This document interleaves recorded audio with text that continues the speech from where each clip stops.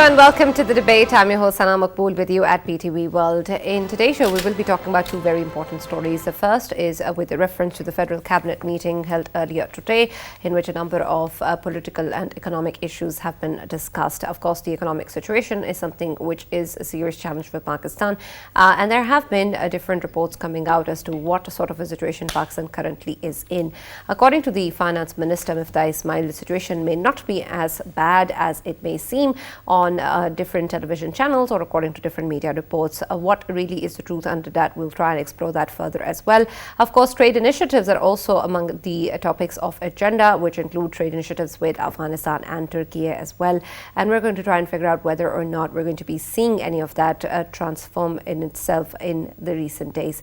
We'll also be taking a look, of course, at the other points of discussion, of course, the issue of the domestic political situation as well, a large part of which was blamed at the rupee sliding as well. So we're going to try and see all of that in light of the Federal Cabinet meeting today and what is going to be the movement of the political situation both at the domestic and international front. In our second segment of the show, we'll be taking a look at the report that has come out with regards to the IS and the Al-Qaeda posing important and huge threats to the region and, of course, at the international front as well. This is something that has been discussed, especially since the aftermath of the Taliban regime taking control, and especially the threat of IS Khorasan being developed within Afghanistan as well. However, what remains to be seen is really what the stronghold is like currently in Afghanistan, what sort of an execution plan or an execution infrastructure, whether or not that exists, both with Al-Qaeda or IS Khorasan to take that threat to international fronts as well, and then of course in the region too. But what the UNSC report seems to be claiming is also that the TTP is presenting itself as a major terrorist organization within Afghanistan and poses one of the most major threats not only to Pakistan but the entire region as well. So we'll be exploring that in the future and talking about how Pakistan, of course, is in conversation with the TTP and how that is going to manifest itself. So these are going to be our two topics of discussion in the show today. For this and more, as always, I've been joined by Farooq Batafi and Raja Faisal in the studios. And for our first segment regarding the Federal Cabinet meeting and Pakistan's economic and political concerns, we've been joined online by Mr. Javed Khan Jatun. He's a senior analyst. And we've also been joined by Dr. Niaz Murtaza, political analyst. Thank you very much, gentlemen, for being a part of the show today. I'll start with you, Javed Saab. When we take a look at the outcomes and the talks that have been coming forward with regards to the Federal Cabinet meeting today, of course, the political and economic concerns were the topmost concerns under a discussion. However, it seems to be that the kind of statements that have been coming out, the picture that has been presented, especially on the economic front, seems to be that of moving towards stability or being more or less in control. However, in the recent days, we have seen, especially since the Punjab by-polls, that this really hasn't been the sentiment that has been floating around, that Pakistan is in fact deteriorating even further, and the political parties seem to not really care about that. However, the statements that we have seen today seem to say otherwise. How would you look at the economic situation of the country and the statements coming in from the Finance Minister? Thank you very much.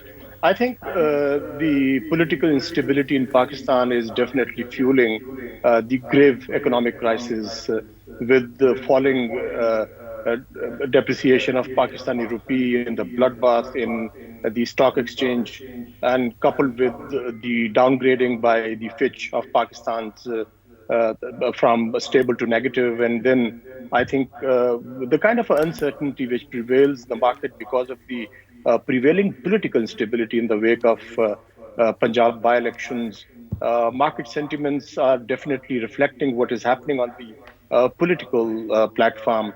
Pakistan Tehreek-e-Insaf is vying to capture Punjab, while on the contrary, Shahbaz Sharif government in Islamabad is definitely right now feels besieged by Imran Khan, in the sense that if Punjab goes to PTI, KP already in control of Pakistan Tehreek-e-Insaf, so they would be kind of a sandwiched between the two provinces, and their effectiveness is not going to be beyond Faizabad.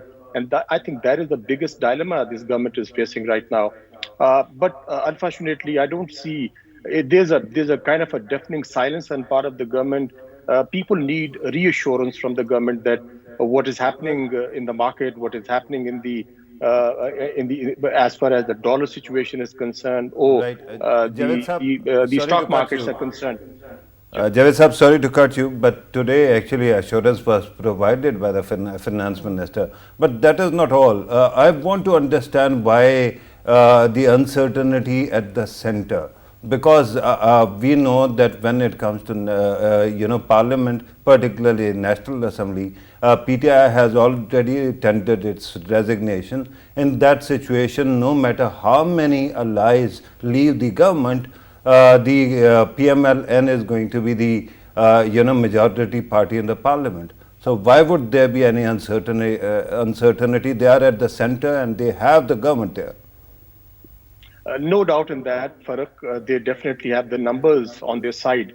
But I think all the important political players, including the opposition, and in particular Pakistan Tehreek-e-Insaf, also has a responsibility to sort of address the grave economic crisis which Pakistan is faced with right now. There's no room for politics anymore. Politics can wait when the country is sort of brought to stabilization as far as economy is concerned. I totally agree with you that numbers are there, but whether the government has the moral high ground to continue to rule for another 1 year, or they should opt for early elections and go to the court of the people of Pakistan and let the people decide which political party grouping or coalition is going to rule Pakistan for the next 5 years. I definitely agree with you. Assurances are being given by the finance minister, but these assurances are not working as far as the market is concerned. We have Right. seen And 2%. Javed Saab, when we talk, Just 2 seconds. yes, I need okay. 2 seconds. Pakistani rupee lost its value 2% on Monday, rather Tuesday, and 3% on Wednesday. And again today, Pakistani rupee devalued and is trading at 227 right now. I think this is not a very promising situation as far as Pakistan's economic landscape is concerned. Right. And of course, when we talk about the political situation, and there may be assurances given at the economic front, but we are of course still going through a period of political uncertainty, especially with the CM Punjab elections also around the corner. And that of course points towards whether or not we're going to be seeing a political a move in terms of the direction towards political stability. Dr. Niaz, when we talk about all of that, there is of course the kind of statements that are coming in, but the kind of realities that we are also seeing. And this is something that of course is also viewed internationally as well. And there are assurances given of the IMF bailout package and of course other commitments made by friendly countries. But when we talk about political uncertainties within Pakistan and the possibility of any and every sort of turn taking place, then can we really expect the same sort of commitment and stability from our friendly countries or the IMF as well? And Dr. Saab, I hope you can settle one argument for us as well. This argument that early elections will save the day. Dr. Kaisar Bengali was with us a couple of days ago and he said that if elections take place early, there's going to be more inflation because of the spending spree that elections entail. So kindly comment on that as well. Well, I think what we need to understand is that right now, all the panic that you see, the fall in the rupee value, the stock exchange falls, they are all related to the fact that we are facing a serious but short-term dollar liquidity crunch. So the situation is that, we have some immediate dollar expenditures, but we don't have enough dollars in our hand to make those expenditures, and that is what is causing the panic. So if you compare it to a household, you have your job and your next salary is due on the 1st, but it's the 25th of the month and you have some urgent expenditures, but you don't have the money for that until your next salary comes in. So that salary for Pakistan, for a country, for a state is dollar inflows, which we are expecting from some friendly countries as well as the IMF.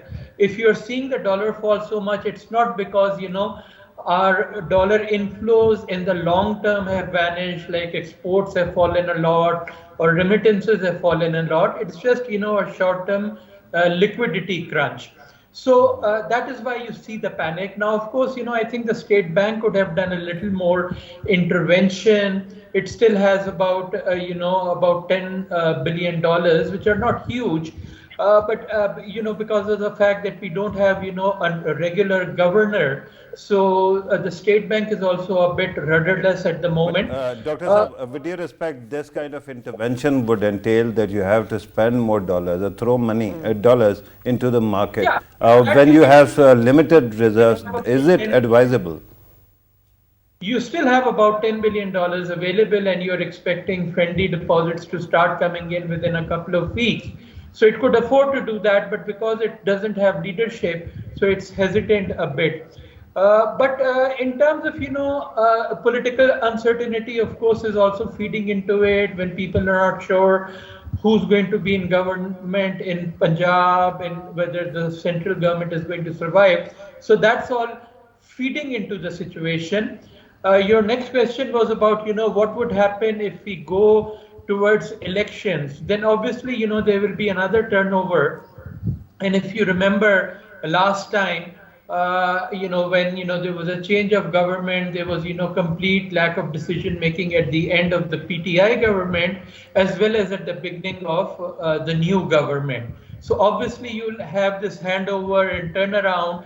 So it would depend on, who's appointed as caretaker, how able they are, how experienced they are. But certainly there'll be, some loss of momentum. And then the second thing is it's also not clear what kind of, results we will get from the elections. And in fact, before that, the kind of, campaigns we will have, because, the political situation has become so ugly that it could be a fairly, charged and violent election. And then after that, you don't know what kind of numbers you will have, whether any party will have a clear majority. And if it doesn't, then, the uncertainty will continue. So, it's a big trade-off. Do you invest in trying to, continue the current government? If that is the option, then the current government, the federal government, has to show that it's relevant, that it is in charge, and it is able to take some decisions which will bring, stability. Javed Saab, when we look at the current situation and the kind of things that we're discussing, of course, there has been a lot of talk recently with reference to an interim setup or the IMF engaging with an interim setup, something that we weren't really hearing about before. But now there have been such statements coming in from both sides. And so when we see that, it seems that this is an option and that perhaps this is something that is still being discussed, and that the derailment or the IMF bailout package is not going to be affected even if there is an interim setup. What do you think this means? Does this mean that there can be an interim setup very time soon? Because otherwise the statements coming in from the incumbent government point towards something else, but then they are also open to this possibility, and whether or not IMF will in fact engage with an interim setup. And Javed Saab, I would like to add in another question to it. If we look at last 3 months of the current government, of course they were full of political chaos in Pakistan, and they have been running government and trying to stabilize the economy in the country during that time. If we look at the numbers, obviously they have reduced imports from 7.9 to 7.2 billion, from 7.2 billion to 2.6 billion in June, and they have practically saved $2 billion. And if not in June, July. 18th of July. Yeah, and if this continues, then obviously they are on a track to stabilize the country's economy, and positives would be coming. And as Dr. Niaz has mentioned earlier, that the friendly countries, they would be pouring in money from 8.5 billion to 10 billion. Obviously that would be a huge help for Pakistan's economy as well. So can we say that in all of this political fiasco, they have been very successful in stabilizing the economy? Let me answer the first part of the question first. I think it is extremely important to understand that we have concluded staff level agreement with the IMF, and as per the finance minister, I believe that in the next couple of months, Pakistan would be able to conclude the formal agreement with IMF, and then I think it would open doors for Pakistan to go for other international financial institutions for support, and that support would be forthcoming. But one thing we need to understand is that IMF's two conditionalities are still remaining. One is to levy 10 rupees, 10 rupees levy on petroleum products from 1st of August, and second is to go for 7.9 or 95 rupees per unit on the electricity. I think these two major steps are going to further contribute in creating more issues for the Pakistani people, inflation rising, and the prices of the daily consumption products going high. And these two steps, if taken by the current government, and still we see rise in the price of the petroleum products in the international market going up to $106 once again. That would be reflected as far as the new prices are concerned when these are announced by the government of the day. So I think as far as the IMF agreement is concerned, it is not going to make a huge difference for Pakistan, because Pakistan's economic problems are myriad, very complex. And you rightly pointed out that there are definitely certain positive indicators, but these indicators, which are positive though, but too little and too late, I would say. Right. I think very quick intervention, sir, Javed Jadoon Saab, regarding the positive news. Today, Federal Cabinet actually announced that Pakistan also has the reserves, fuel reserves, particularly gasoline, diesel, and furnace oil for next 2 months. Don't you think that would actually contribute to lack of or less import of energy or oil products in coming days? Yes, Farooq, I think that would be reassuring for the people of Pakistan. But let us not forget that we have $9.8 billion reserves, and they're only enough for 45 days imports. That is, I think, the gray area. The dollars are not coming in. Market is not stabilizing. Rupee is depreciating, and stock exchange has suffered enormously. I think these important sentiments need to be reversed as far as government is concerned, though government is trying its level best. I'm not saying that government is not trying. Every government does that, but maybe something out of the box is needed right now. We do not have to tread on the path Sri Lanka treaded.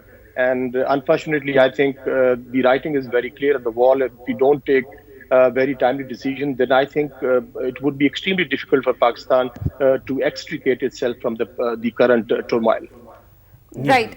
Dr. Niaz, what exactly do you think are those timely decisions? And also considering the fact that when we talk about a lot of these actions being dependent on a consensus, on the different political parties actually sitting together and developing a way forward, that seems unlikely as the day goes by. And yet we are still suffering economically and point towards these fundamental changes and don't really seem to be doing much towards that goal. Well, I mean, the decisions are so, sweeping, that it's hard to, even start making, a sense. But the basic problem that Pakistan faces is that whenever, it reaches a growth rate of about 5%, then the fiscal deficit and the current account deficits start increasing. And pretty soon, you have a crisis at your hand. This is what happened in 2018 when PMLN clocked 6% growth. And this is what happened now with PTI when it clocked 6% growth, that the fiscal deficits and current account deficits started increasing a lot. So basically you have to find a way that you have growth without incurring the large fiscal deficit and the current account deficit. On the fiscal side, that means collecting more taxes, reducing the losses that you have from the state enterprises, from the circular debt, from all the subsidies that you do. And then on the current account deficit side, you have to increase your exports basically, because that's the thing, even when exports increase, imports increase. How do you increase your exports without increasing your imports, especially a country like Pakistan? Let me also compliment you on the earlier analogy that was really apt. You compared the Pakistani economy with a working class person, and I think there's absolutely true. Too many bills to pay, too little salary, and that also stops at times. But the problem is at this moment, Pakistan seems vulnerable to growing international oil and economic shocks. So, do you think Pakistan can actually find a way to finance, particularly fix the financing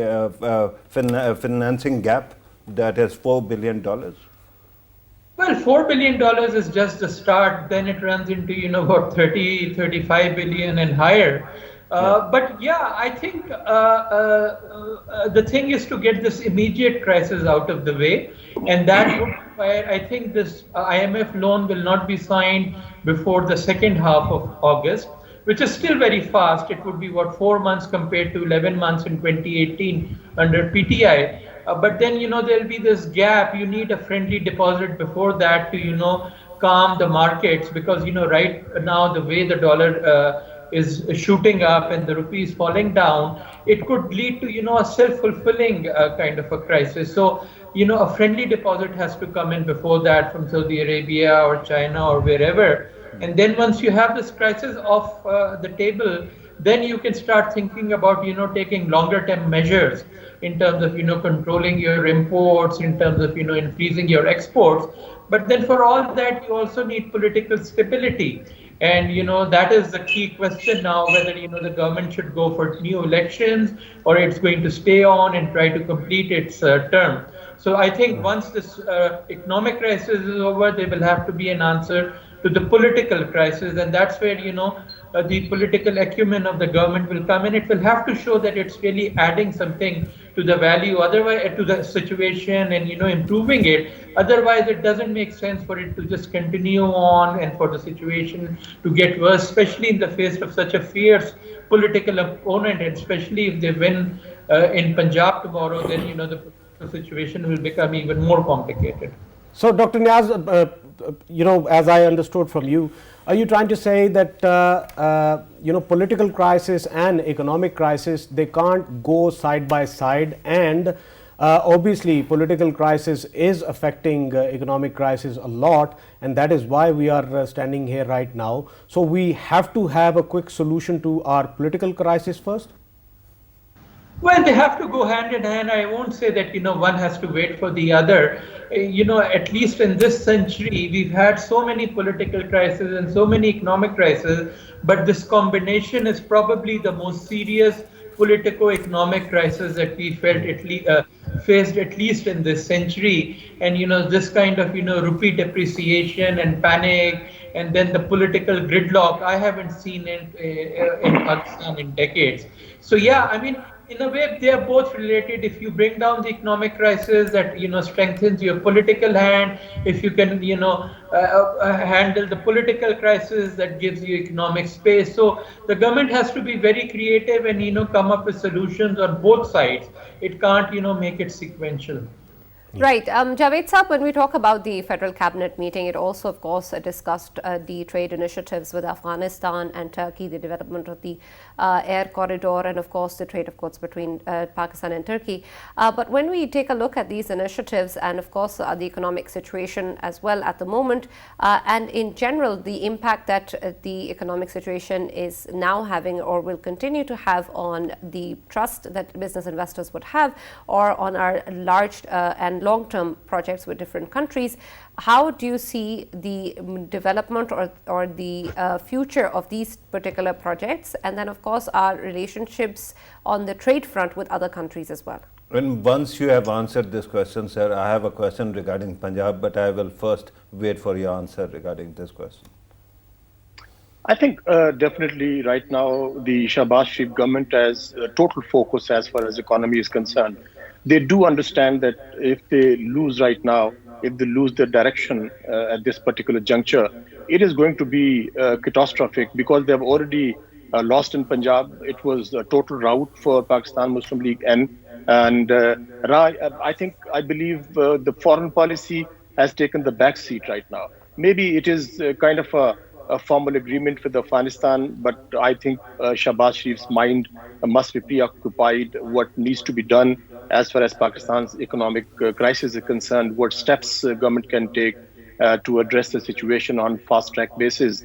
I believe every important minister in the federal cabinet right now would be involved in this process of calibrating some kind of a response to this situation. So I believe it is not really important for Pakistan right now to go for such agreements. I mean, these agreements are kind of a formal process between the two countries, two sovereign states. But I don't read too much into that. Right. Javed Zaitoon Sahab, earlier you said that given that there is a possibility of change in government in Punjab, it might contribute to national political crisis. My question, because I've been listening to pundits all day talking about it, I want to understand why. Because, I mean, we have had governments at the center which did not have that kind of powerful presence in any province. But they worked fine for as long as it took. At this moment, even if Punjab government changes, remember that functionally, even today, the Punjab government is hardly a government because its powers are clipped and it hasn't been able to form any kind of cabinet properly, right? So in that situation, if there's a change, what difference will that make? Absolutely, Farooq. I do agree with you that right now, whatever we see in Punjab, any semblance of governance over there is non-existent. And as far as tomorrow's elections are concerned, I think let the democratic process take its course and let the members of the provincial assembly decide the fate of the provincial government. There shouldn't be any interference on part of the federal government, and there shouldn't be any interference from any intelligence agency as well. So let the legislators decide whom are they going to elect in Punjab tomorrow. But once the government is elected, and prima facie, I believe that Pakistan Tehreek-e-Insaf does have a chance to form a government in Punjab, unless some very unusual events take place tomorrow. And if they form a government over there, then I believe Imran Khan doesn't have any other option but to go for putting more pressure on the federal government to announce the elections. And on the contrary, Shahbaz Sharif government would be more squeezed because when you lose Punjab, I think you lose more than half of the country. And losing Punjab, Pakistan Muslim League N really can't afford right now. Neither PDM nor Pakistan Muslim League N. So I think the paradoxes for the government right now are to continue, if they lose Punjab, should they continue for the rest of the year in Islamabad? Or when they lose Punjab, wait and see for a couple of months and then decide whether they would like to continue to rule Pakistan from Islamabad or go for the early elections. Right. They have decided to continue, by the way. Yeah. They have. But I think the next 3 or 4 months would be very crucial in the sense that when you have a government, opposition government in Punjab, and then I think many things would be unfolding for the government, and I think they would be able to review the situation and decide whether they would like to continue or they go for the early elections. But Javed Sahab, if we look at the past, of course we have a precedent set by Pakistan People's Party in past while they were obviously securing the big office in the federal of Pakistan. In Punjab, obviously it was the government of PMLN at that time. No, but not in Sindh. They at least had one province. Yeah, they had one province, but right now if we look at the government sitting in the federal, it is a sort of government of the PDM. Of course, they have, from Sindh, they have Pakistan People's Party as an active ally sitting next to them. So if they were able to do it back then, maybe they will be able to cope with it this time around as well. Let's take Dr. Niaz's opinion on that one. Let us not forget that the terminology coined was by Pakistan Muslim League, and that Prime Minister Benazir Bhutto was the Prime Minister of Prime Minister of Faizabad. I think the similarities are definitely there. Right. I think they need to understand. Dr. Niaz, when you look at the political situation at the moment and who's in power at the moment, regardless of whatever the elections are going to bring out tomorrow, but at the moment the government, of course, is responsible to be able to provide security and political economic stability as well. It has made some tough decisions, which were also quoted as the reason or the factor behind the results in the Punjab by polls as well. But when we look at what so far has been done or the decisions that have been made by the incumbent government, both at the political and economic front, do you see that these were perhaps the only or the best possible options that the government could have opted for, and that it's moving towards, in that sense, the right direction? Well, yes. I mean, these are painful steps, removal of all those subsidies.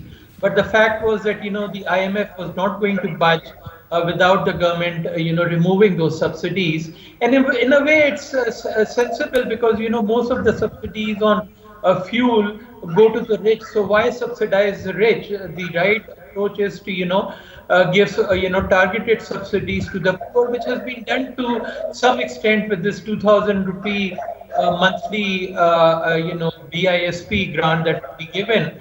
But then I think more is needed. But, that is the thing, Pakistan faces very tough political decisions that have to be taken, economic decisions, which will have political ramifications. And given that it just had two vote majority and with such a strong opposition, I would say it has taken some brave decisions. All right. Thank you very much, Dr. Niaz Murtaza and Mr. Javed Shadoon, for being with us and being a part of the debate. Before we conclude the session, Farooq, you wanted to add something? Right. Very quickly, Sana, this whole argument that somehow political uncertainty is feeding into economics uncertainty, that is one thing that I don't get. Internationally, economics is bad, and of course there are shocks, and Pakistan is also because it is a country that has limited resources. It is facing all that turmoil. But I don't get this political bit, because in Punjab there was a bipole. It was democratic process. Tomorrow if government changes in Punjab, sky will not fall. At the center also, if the current government doesn't decide to actually continue, we will have an election. Do you think honestly any government that comes to power is going to say no to IMF's already agreed deal? No, not at all, right? So my humble submission is all this crisis is basically being generated by a handful of pundits on television who keep on repeatedly saying that somehow sky is going to fall. I think any change of government, as long as it is democratic in nature, is okay. Economic activity can continue, and eventually all political parties are custodians of Pakistan. They'll have to agree on some minimum point agenda to how to actually save the economy. That's a simple thing. Yeah, if I could add in as well, Sana. I remember, I think since this government came in, of course we have been highlighting here, and obviously Farooq constantly emphasized on this, that there should be an economic consensus within the political parties, because Pakistan was facing, dire situations in terms of, bare minimum. Yeah, exactly. And if we had that consensus then we might have been able to get a political consensus right now as well, and it would have been quite easy for Pakistan to move on and to look after Pakistan's economy first and then go for elections. Point of order, Madam Speaker. Yes. Very quickly. I don't know why we had this tendency of debating the past.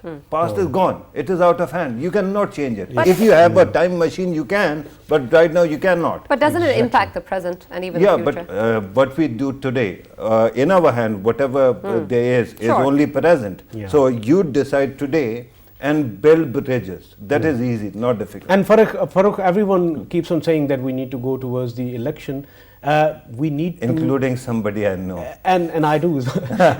And we need to know that even if we go towards the election, it will be having a very bad effect on our economy as well, because elections, they are not cheap nowadays. Right, we of course discussed that earlier as well, but let's move on to our next segment, because since we're short on time. With regards to, of course, the situation in Afghanistan, especially since the US troops withdrawal and the Taliban taking control, there have been a lot of suffering for the people of Afghanistan, which have continued to suffer and have suffered in the past as well. The humanitarian and economic crisis, of course, has deepened the suffering of the people, and of course the threat of terrorist organizations and groups re-emerging and regrouping is also something that has affected not only Afghanistan but Pakistan, other regions, and of course also poses an international threat as well. The 30th report of the Analytical Support and Sanctions Monitoring Team, which has been set up under the UNSC, has taken a look at the situation within Afghanistan and different actions of terrorist groups, including Al-Qaeda across the world as well, and has pointed out that the activities of Al-Qaeda and the IS and other groups, they have their threat that remains high in conflicted regions of Afghanistan, and of course then also have this particular threat extended to the region as well. But Faisal, an interesting fact about this report has been that the TTP has been claimed as being even more harmful or posing a more serious threat than Al-Qaeda at this moment as well. And of course Pakistan has suffered at the hands of the TTP area as well, and has continued to develop strategies in how to be able to deal with this particular threat, and has also continued again to try and engage in dialogue with the TTP. How are we going to be able to move forward in terms of our strategies with the TTP, or what has been termed as one of the most prominent terrorist threats that exist in Afghanistan, and of course pose that threat to Pakistan as well? Sana, first of all, I just want to explain why TTP is the most dangerous threat right now that exists within Afghanistan. Reason being, if we look at the past, of course, they were, fighting against US in Afghanistan side by side with TTA. And now, once obviously US is out of Afghanistan and the government and the regime is in the hands of Taliban, of course, it is easier for them to maneuver around within Afghanistan. That is why they can move around with a freedom, and they are the most lethal one. But obviously, if we talk about ISIS Khorasan, if we talk about Al-Qaeda and other many groups that are affecting the neighboring countries, including Pakistan, China, all of the Central Asian republics and Iran as well, they are basically in two provinces. We have been, time and again talking about Kunar and Nangarhar province, and these two provinces, they are being termed and considered as the backyard of the terror, from where even Daesh, they have obviously direct link with ISIS Khorasan, and this is going to be a huge problem not only for Afghanistan and for Taliban regime, but the whole world, I must say. And right now, I think it is time for Taliban regime of Afghanistan to think about the fact that if they still have good relations with TTP on the basis of their past alliance against US, still they need to reassess this fact that they are a threat to a neighboring country like Pakistan, and of course it would not be good for eventually would not be good for Taliban regime itself. Right. So they really need to think about it. Okay, but Farooq, I want to understand the significance of such reports coming out in terms of how this is going to then translate into or perhaps reinforce the kind of action that takes place as well. And then if we talk about that, the kind of impact it's going to have on how Pakistan also deals with the TTP, if it is being claimed by such a report as being a major terrorist threat, then how does the way that people internationally perceive or domestically our strategies in terms of dealing with the TTP get affected? Are we still going to move forward with the same directions or approach, or the kind of impact that this particular report creates will affect that decision? Right. I think this is a long, we have been demanding this from international community to actually treat TTP like any other terrorist organization. And I think this is some kind of carryover. But earlier, our friend Faisal was telling TTA to actually listen to us and not spare TTP. If it hasn't listened to the entire world, I'm glad that if they listen to Faisal, it is going to be a revolution of kinds. But regarding talking to TTP and what they entail or represent. I don't need any international report to tell me that TTP are enemies of civilization and they are enemy of Pakistan. They have killed 80,000 Pakistanis, some of them my friends or relations. I have buried them with my own hands. So I have zero tolerance for this kind of organization. And honestly, I kept on saying this earlier as well. Before Afghan Taliban took over in Afghanistan, I kept on saying that this is exactly what happened last time, that Lashkar-e-Jhangvi people were hiding in Kabul. And we kept on demanding. Our interior minister flew to their country in 2001, and yet they refused to acknowledge that the person is there, right? So why would they change their spots? They have no incentive to do it. Now let us talk about, yet whatever happened, happened. And now we are under obligation to talk to Taliban, TTP. And my question is, how do you negotiate with cancer? Cancer is going to spread and it is going to kill you if you don't stop it. There is a malignant tumor, either you remove it or then it keeps on spreading until you start losing limbs. So that is what has been happening, that is what is happening. Even if you try negotiating with them, we have a record of Shakai, Sararogha and Sawat and later on umpteen others as well. Every time you cut a deal, they reorganized, acquired more land and came back with more ferocious power to attack and kill Pakistanis.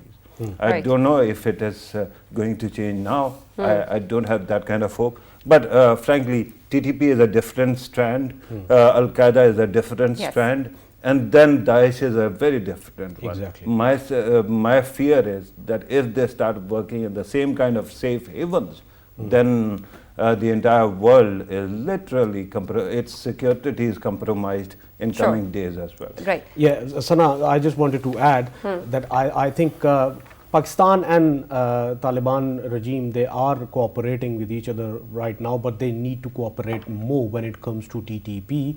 And only Taliban, obviously TTP is residing within Taliban, within Afghanistan. So Taliban is the only regime that can actually enforce whatever Pakistan we haven't really seen requires. much, Faisal. Not yet, but of course that is why I'm saying that the bilateral cooperation between Pakistan and Afghanistan needs to increase. All and right. it needs to How? obviously through dialogue. No. Afghan Taliban are doing whatever they are doing. Right. They made commitments to World Committee, Community of Nations, especially US. Somehow they could not or would not actually implement it regarding basic things like allowing girls to go to school. And we have been telling them to do more here, right? They haven't done it. So who do you want to change? They are not going to change. Should we? Farooq, I think time and again the world has obviously reminded the Taliban regime of their pledge that they will never allow Afghan land to be used against any of the neighboring But yet again, countries. Faisal, those commitments haven't been fulfilled, Never, and Pakistan has not been been fulfilled, repeatedly asking them to do that. Exactly. However, we haven't really seen a change. So, And that is not all. You're going to see that there are other organizations that again are against other countries, right? IMU, and Eastern Turkestan movement. East Turkestan movement and all. ETIM. These organizations, again, other countries, more powerful countries are going to complain about them. What are they doing? They're doing nothing. I think this is the time the Taliban must realize that if they want a stability or a stable Afghanistan, the only way. Remember, let's hope one they do in fact liner. realize that. Yes. Remember that Charlie Brown comic strip that I spoke about? Yes, we do. I think this time Lucy is going to relent. All right, that's all we have from the debate. Of course, we hope only for the best and for the suffering of the people of Afghanistan and elsewhere also to end sooner rather than later, and that we can hope that we see real action and real change soon. That's all from the debate. See you tomorrow.